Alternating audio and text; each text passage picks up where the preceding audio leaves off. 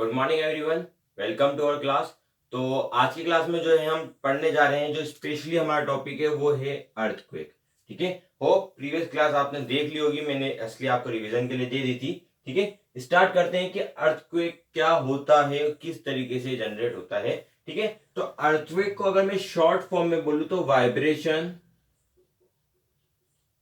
Of land, जब जमीन हिलती है तो उसको हम क्या बोलते हैं, अर्थक्वेक बोलते हैं। आपने सुना होगा अर्थक्वेक आ गया, अर्थक्वेक को हिंदी में हम भूकंप बोलते हैं ना।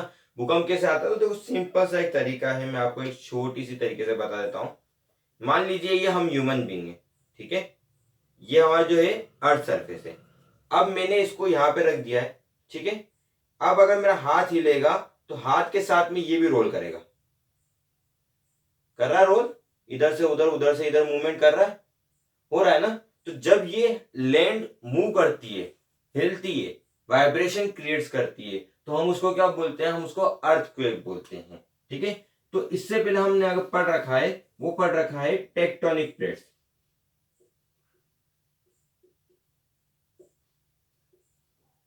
क्या होती है टेक्टोनिक प्लेट्स, तो बहुत बड़ी बड़ी चट्टानें, रॉक्स जो होती हैं ना, लार्ज साइज रॉक्स बोल सकता हूं मैं जिसको, लार्ज साइज रॉक्स। ठीक है, ये जो बड़ी बड़ी साइज की जो रॉक्स होती हैं, जब ये मूव करती हैं, यानी कि अंदर मूवमेंट क्रिएट होता है जब, तो ये मूवमेंट्स क्या जनरेट करते हैं, वाइब्रेशन जनरेट करते हैं, और इसी वाइब्रेशन को नाम दिया गया है अर्थक्वेक। ठीक है, क्लियर हो रहा है। चलो एक डायग्राम के थ्रू मैं आपको बता देता हूं। हमारी जो अर्थ के नीचे है ना, कुछ जो बहुत ज्यादा बड़े बड़े ऐसे पत्थर होते हैं,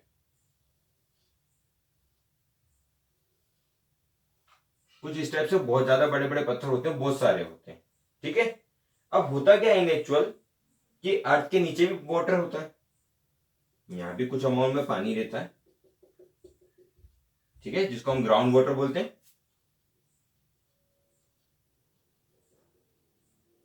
ठीक है, ये क्या करता है, मूवमेंट क्रिएट करता है, मतलब ये मूव करता है, एक जगह से दूसरी जगह के लिए जाता है। ठीक है, बाय रीजन क्या होता है कि ये इस पे भी कभी कभी टकरा सकता है, तो इनके बीच में क्या होती है, जरा सी गैप क्रिएट हो जाती है। ये किसी भी रीजन से, जरूरी नहीं है पानी, किसी भी रीजन से यहां पे मान लो मैंने ऐसे गैप क्रिएट हो गई, एक जगह आ गई है, आपको दिखेगी अभी, ये जो है ना, ये जगह बन गई, मान लो इतनी इतनी। अब होगा क्या, कि जब जगह बन जाती है तो ये प्लेट जाएगी इसको पास में, ये दोनों चिपकी भी रहेंगे तो इधर उधर हिल नहीं पाएंगे। हम एक के पास में एक बैठे हुए रहेंगे चिपके हुए, तो हम हिल नहीं पाएंगे। जैसे मान लो ये ढक्कन और ये मतलब कैप और ये पेन हमारा मार्कर, ये दोनों मूव नहीं कर पा रहे, मूव कर रहे तो साथ में जा रहे, इधर भी जा रहे तो साथ में, इधर भी जा रहे तो साथ में। लेकिन अगर मैं इन दोनों के जॉइंट को खोल दूं, अब तो ये क्या कर रहा है, इसको प्रेशर क्रिएट कर रहा है, इधर कर रहा है, तो ये ज्यादा मूव कर रहा है और ये कम मूव कर रहा है, हो रहा है ना। मतलब अगर हम दूर दूर होते हैं तो जहां से झटका आया ये ज्यादा मूव करेगा और ये कम मूव करेगा। तो जब ऐसा होता है कि ये ज्यादा मूव करेगा ये वाली प्लेट, और ये वाली मूवमेंट कम होगी, तो क्या होगी, ये ऊपर वाले को भी अच्छे से मूव करवाएगा कि तुम भी खिसको, ये क्या बोलेगा, तुम भी खिसको। तो जैसे ये खिसकेंगे तो ये क्या होगा, इसके ऊपर वाली सरफेस भी हिलने लगेगी, और जब ये हिलेंगी, ठीक है, क्योंकि टकराई है, तो ये टकराई, ये इससे टकराएगी तो इसके इसमें गेप आएगी, इसके इसमें गेप आएगी तो ये इससे टकराएगी, मतलब ये कंटिन्यूअस वाइब्रेशन क्रिएट होते जाएंगे, और इसी वाइब्रेशन को हमने क्या नाम दे दिया है, अर्थक्वेक नाम दे दिया है। क्लियर हो गया ना, अर्थक्वेक होता क्या है। तो जब ये टेक्टोनिक प्लेट्स मूव करती हैं, मूवमेंट ओकर होता है गेप होने की वजह से, किसी भी रीजन की वजह से, तो क्या होता है, अर्थक्वेक ओकर्स होता है, यानी अर्थक्वेक यानी भूकंप आता है। क्लियर हो गया आपको अर्थक्वेक क्या होता है। ठीक है, आगे बढ़ते हैं हम। ठीक है, ये तो आपको समझ में आ गया कि अर्थक्वेक कैसे आता है। अब एक टर्म आता है हमारे पास में जिसका नाम है फोकस। फोकस मतलब ध्यान देना, सिंपल से अगर हिंदी में बात करें तो हम क्या होता है, फोकस मतलब ध्यान देना। तो अभी मैंने आपको बताया, मान लो कि टेक्टोनिक प्लेट्स की सबसे ऊपर की जो परत है हमारी अर्थ की, जिसको हम क्या बोलते हैं, क्रस्ट, क्या बोलते हैं, क्रस्ट। तो वो जिस जगह पे वो टेक्टोनिक प्लेट का गैप आया था, मान लो इस जगह पे वो गैप आया था हमारे पास में, ठीक है, तो इस क्रस्ट में जो एक पर्टिकुलर पॉइंट होगा हमारा, ठीक है, क्रस्ट के जस्ट नीचे बोल लो, या फिर यहां से जहां से ये जनरेट हो रही है वेव्स, जहां से ये वेव्स को मैं अगर डायग्राम बनाऊं कुछ तो इस तरीके से बना लेते हैं यहाँ पर। जैसे मान लो पानी की वेव होती है ना, कुछ इस तरीके से एक जगह से जहां से वाइब्रेशन क्रिएट हो रहा है, ठीक है, इस सेंटर को हम बोलते हैं फोकस। मतलब फोकस क्या है, फ्रॉम वेयर वाइब्रेशन स्टार्ट्स, जहां से वाइब्रेशन स्टार्ट हुआ है उस पॉइंट को हम क्या बोलते हैं, फोकस बोलते हैं। एक पर्टिकुलर पॉइंट होता है, कहां पे होता है, वो क्रस्ट पे होता है, इस चीज का ध्यान रखना, ठीक है।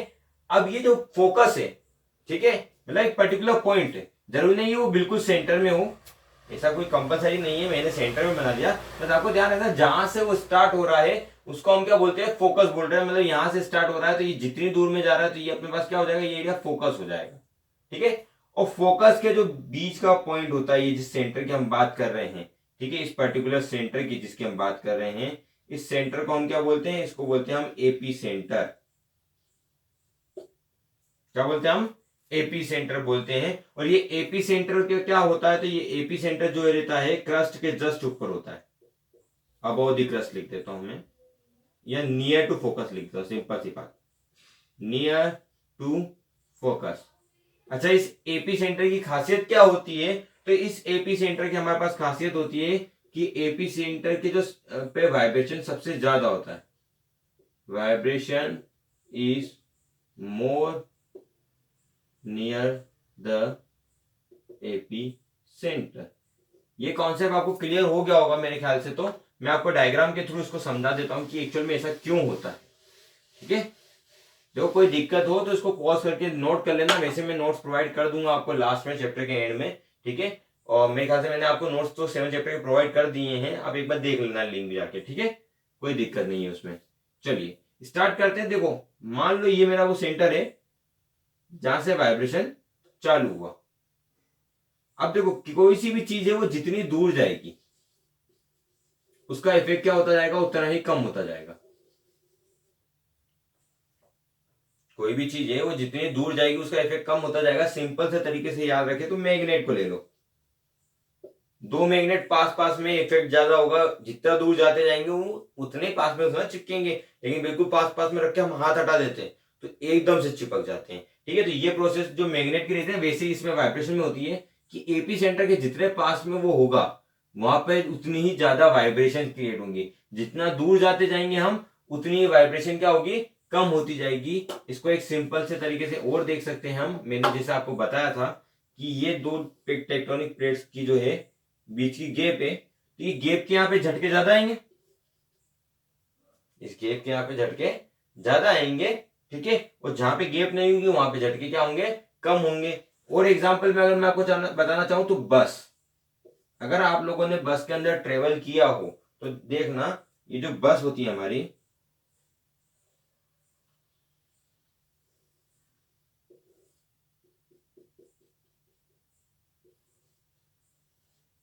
ठीक है, बस में सबसे ज्यादा झटके इन दो एरिया में आते हैं, एक ये वाले हिस्से पे और एक ये वाले हिस्से पे। बीच में झटके थोड़े कम लगते हैं, ऐसा क्यों होता है, ठीक है। इसका फैक्ट आप मुझे बताना और कमेंट सेक्शन में, ठीक है, मालूम तो पड़े।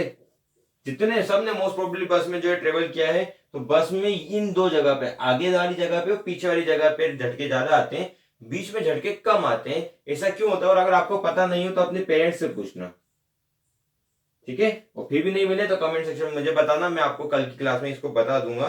भाई आप पता जरूर करना, इससे आपसे मालूम पड़ जाएगा वाइब्रेशन जो है वो एपी सेंटर के सेंटर मतलब पास में ही क्यों सबसे ज्यादा होता है, दूर क्यों नहीं होता है, ये आपको क्लियर हो जाएगा इससे, ठीक है। ये आपके लिए जो है टास्क हो गया। चलो ये क्लियर हो गया कॉन्सेप्ट आपको, एपी सेंटर क्या होता है हमारे पास में, ठीक है।